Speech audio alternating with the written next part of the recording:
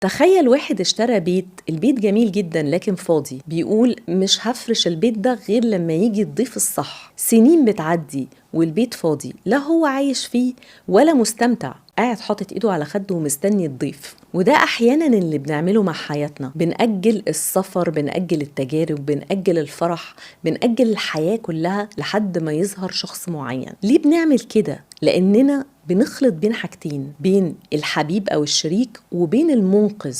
في ناس مش بتدور على الحب، لا دي بتدور على شخص ينقذها من الوحدة وعدم الرضا عن نفسها. ليه الناس بتستنى الحب عشان تتبسط وتبدأ حياتها؟ ليه بنقول أول لما الاقي الحب هكون مبسوط؟ كأن حياتك كلها انت واقف في محطة مستني الشخص الصح ينزل من القطر، ولما ينزل كل حاجة هتبدأ، السعادة، الحياة، الإحساس بالأمان، الثقة بالنفس.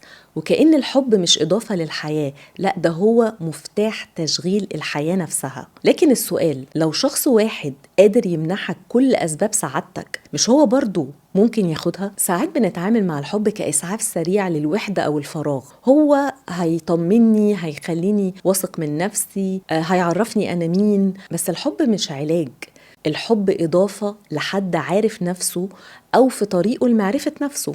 لو دخلت علاقة وانت مشيل كل احتياجاتك النفسية للطرف التاني، العلاقة هتتحول من مشاركة لحمل تقيل، هتتحول من حب لاعتماد. وبصراحة ده مش عدل، ان انا احط كل توقعاتي وامالي على شخص، ولو ما قدرش يعمل ده، وهو غالبا مش هيقدر، انا بقى اصاب بالخذلان والزعل، وكمان ممكن الوم الشخص ده. مفيش ولا سوبرمان ولا سوبر وومن، كلنا بني ادمين، كلنا عندنا مشاكل وصراعات داخلية وبنعافر مع الحياة. العلاقات الصحية مش بين نصين ناقصين وبيكملوا بعض، العلاقات الصحية بين شخصين كل واحد عنده حياة، أحلام، اهتمامات، أصدقاء، معنى، اتجاه، وبيشاركوا بقى بعض في الحياة دي. وده مش معناه إن مفيش أوقات هتيجي هتكون تعبان ومحبط ومتضايق، وساعتها هتحتاج الشريك ده إنه يطمنك ويسندك.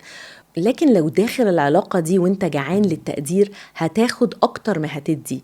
ولو داخل متصالح مع نفسك، هتشارك حياتك بحب مش تعلق وخلاص. افتكر دايما ان السعادة مهارة شخصية، لازم تكون سعيد مع نفسك أولا عشان تقدر تكون سعيد مع أي حد تاني. الحب الحقيقي بيكبر اللي فيك، مش بيخلصك من نقصك، بيزود مساحة الفرح مش بيبنيها من الصفر. ادخل شبعان عشان تعرف تحب بجد.